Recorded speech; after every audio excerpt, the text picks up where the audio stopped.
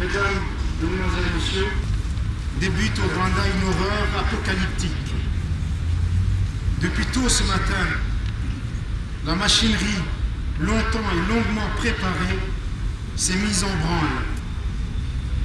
Dans les minutes qui arrivent, puis les heures, et cela pendant 100 jours, les Tutsis au Rwanda vont être systématiquement et méthodiquement pourchassés, puis massacrés.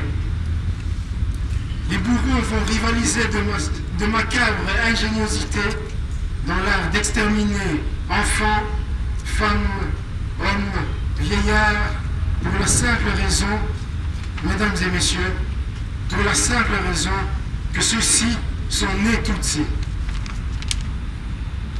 Et toute personne non Tutsi au Rwanda à ce moment-là, qui va s'opposer à cette entreprise, va être exécutée. Je parle au présent, car le génocide est un crime qui ne vieillit pas. Le crime des crimes ne s'oublie pas.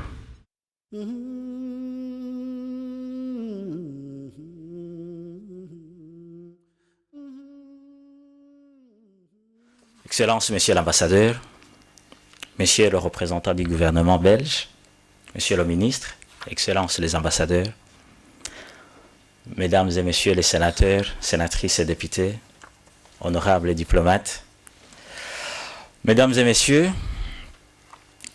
je voudrais enfin réaffirmer avec force devant vous et en présence des survivants que l'hommage aux victimes nous commande également de combattre dans le monde présent toutes les formes de racisme. Refusons toutes les complaisances envers lui. N'acceptons pas non plus la stigmatisation qui pourrait frapper d'autres communautés. Le passé n'a de sens que s'il éclaire la mémoire du temps présent. Il ne servirait à rien de dénoncer les fautes du passé si nous devions laisser se commettre celles du futur.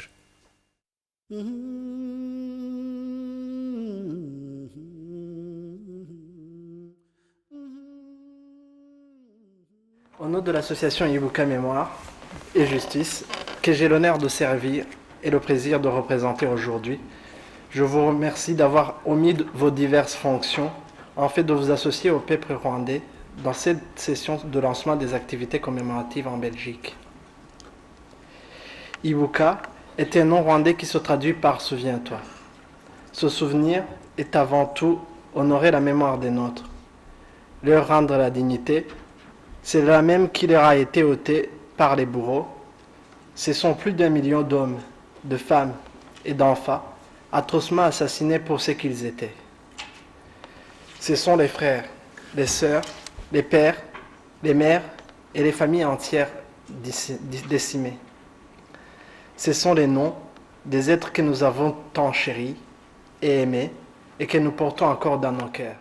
Une décision souveraine dans l'affaire en 2006, où les juges ont dressé le constat judiciaire qu'il y a eu effectivement un génocide perpétré contre des personnes d'ethnie Tutsi.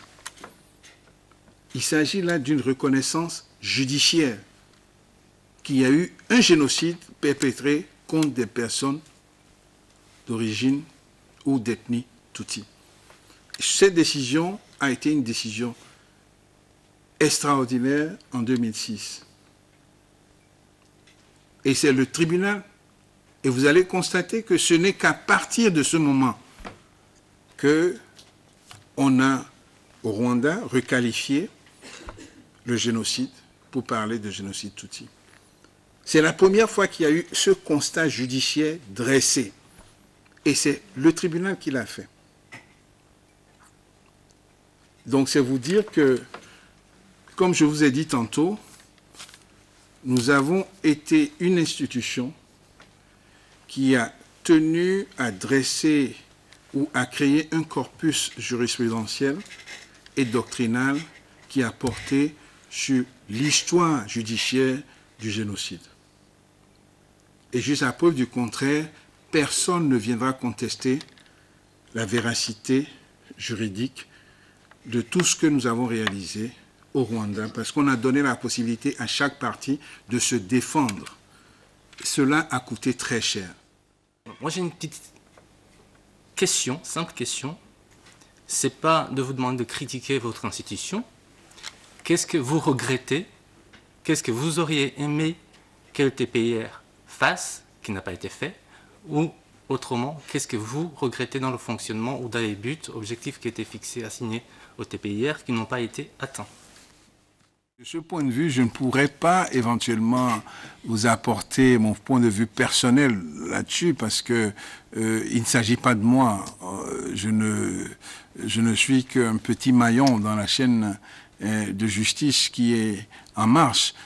Tout ce que je peux faire, c'est de vous dire honnêtement ce que nous avons fait et autres. Mais je reconnais que, en tant qu'œuvre humaine, aucune œuvre n'est parfaite. Même Dieu, en créant cette terre, l'a créée avec des imperfections. Mais permettez-moi, avec tout le respect que je vous dois, et je dois à l'auditoire ici, de ne pas, disons, véhiculer ma pensée personnelle par rapport à ça. Je partage réellement les sentiments des uns des autres parce que je ne suis pas un être humain différent de vous.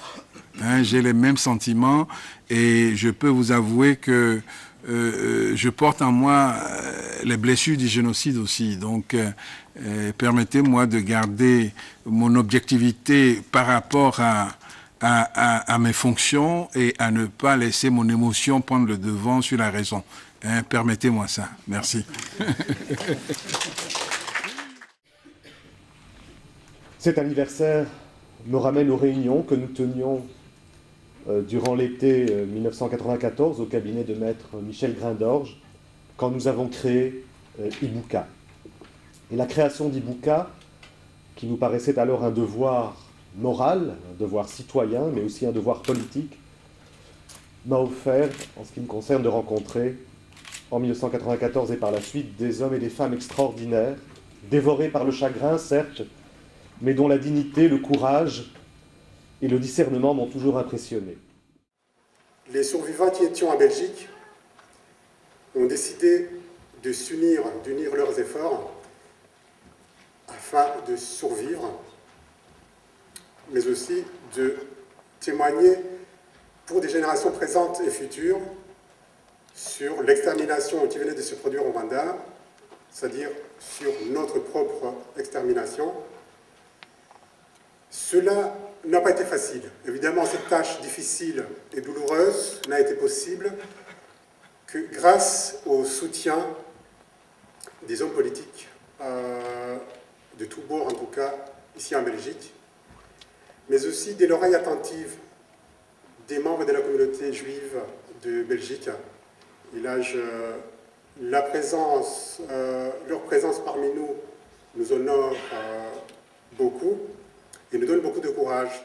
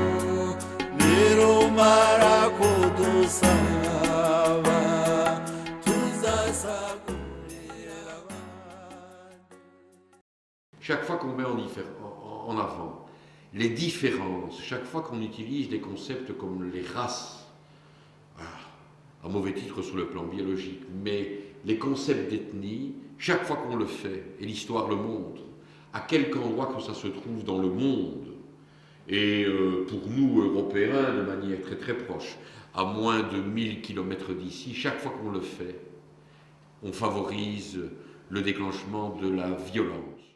Ce génocide était fort médiatisé et s'est perpétré au su et au vu de tout le monde. tout le monde savait ce qui se passait au Rwanda. Les déclarations des forces génocidaires qui faisaient la une des journaux ici en Europe et ailleurs ne laissaient aucun doute possible quant à leurs intentions. On pouvait ainsi lire leur message sous quelques titres révélateurs tels que, et j'en ai retenu quelques-uns, les tombes sont à moitié vides, aidez-nous à les remplir. Ou encore, tuez-les tous, ne laissez personne pour raconter ce qui se passe. Dans le même temps, les chaînes de télévision du monde, dont les plus importantes, diffusaient à longueur de journée en boucle des images d'horreur. Certaines de ces images montraient effectivement les tueurs en pleine action. Et à ces images succédaient des débats sur des plateaux de télévision ou dans les studios de radio où des politiques tentaient de justifier leur inaction face au génocide des Tutsis. Ainsi, un politique britannique s'est fendu d'une déclaration selon laquelle, je cite, « Mon pays ne doit pas intervenir au Rwanda pour sauver les vies humaines parce que nous n'avons aucun intérêt là-bas. » C'était d'une violence incroyable.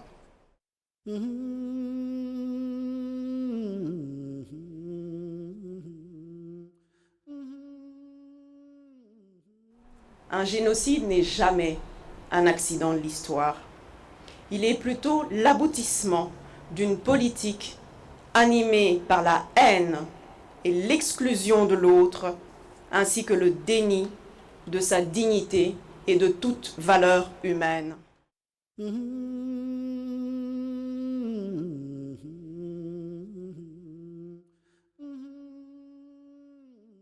Ce devoir de mémoire que votre association Ibuka porte exige que l'on se souvienne au-delà et à travers les générations.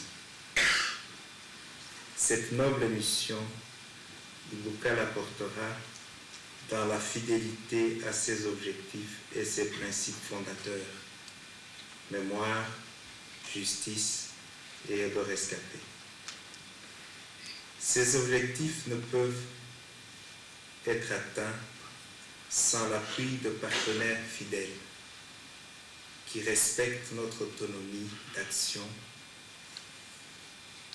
et la spécificité de notre mission. Qui suis-je? À la naissance, une étrangère à mon pays, car je suis née en exil. Vu les circonstances, il a fallu que certains s'exilent du pays, dont mes parents. Raison pour laquelle j'ai vu le jour le 17 juin 1994 en dehors du Rwanda. Quelques temps après ma naissance, des choses ont commencé à rentrer plus ou moins dans l'ordre. Et donc, certains de ceux qui avaient fui sont rentrés au pays. Mais plus rien n'était comme avant. Une mauvaise atmosphère régnait au sein du peuple. Des familles entières avaient été exterminées. Rare est celui qui a retrouvé tout son entourage intact. Plus personne ne faisait confiance à l'autre. À ces temps, le mois d'avril, inspectrice Mouton Elisa, je cherche à comprendre. Je rends mes parents dingues avec mes questions. Pourquoi les gens ont été tués? Qui les a tués? Comment se fait-il que personne n'a pu empêcher cela? Et ces Imotani dont on parle, qui sont-ils?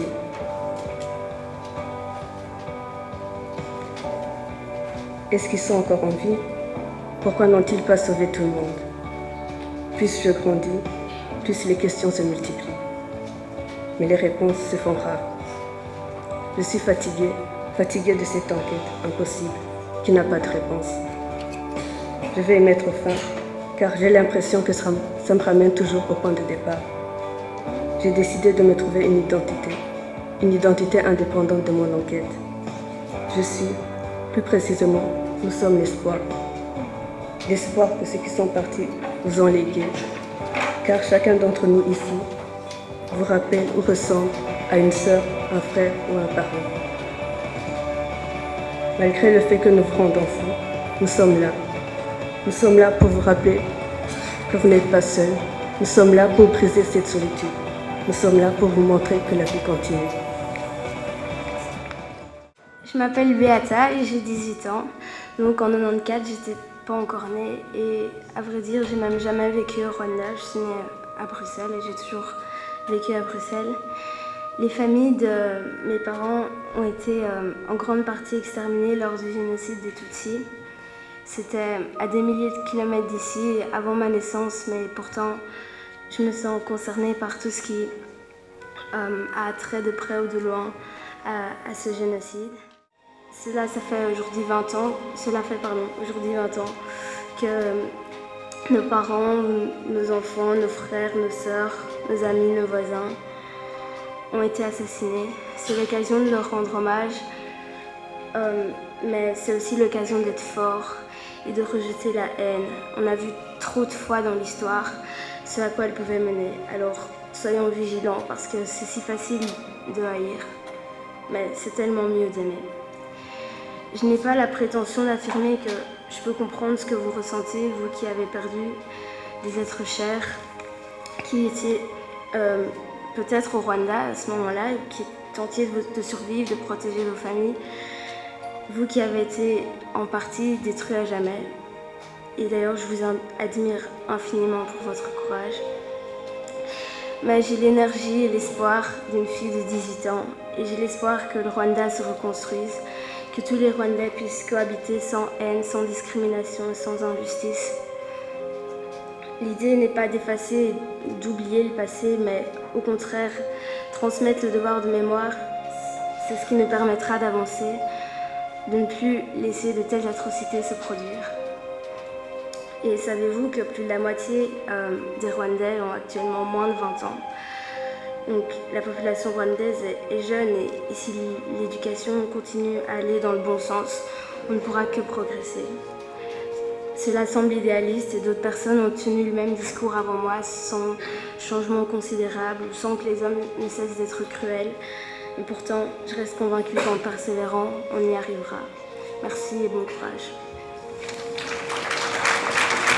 Merci OAC pour ton message de soutien et d'espoir.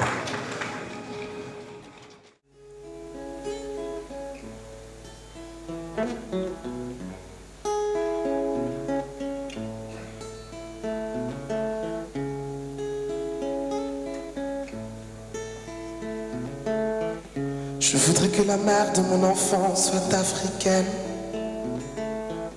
pour lui laisser en héritage un goût de peine. Je voudrais que mes gènes soient lotis dans un pagne, pour réapprendre la vie sur le dos d'une femme. Je voudrais que le père de mes enfants soit un Indien, pour leur apprendre le respect de la terre d'où l'on vient. Je voudrais que mes gènes aillent dans le sens de l'honneur.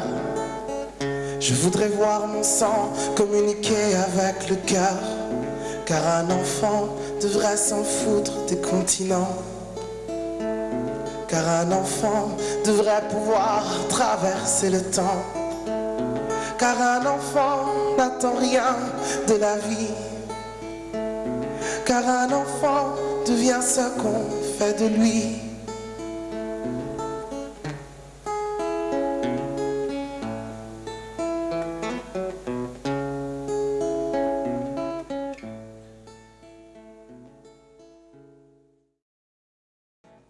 Je voudrais que mon jardin n'ait pas de frontières, pour les voir y courir jusqu'au bout de la terre. Je veux qu'ils soient heureux partout où il y a de l'air. Je veux qu'ils soient chez eux partout où il y a de l'herbe. Je voudrais que le frère de mes enfants vienne d'Occident, pour qu'ensemble...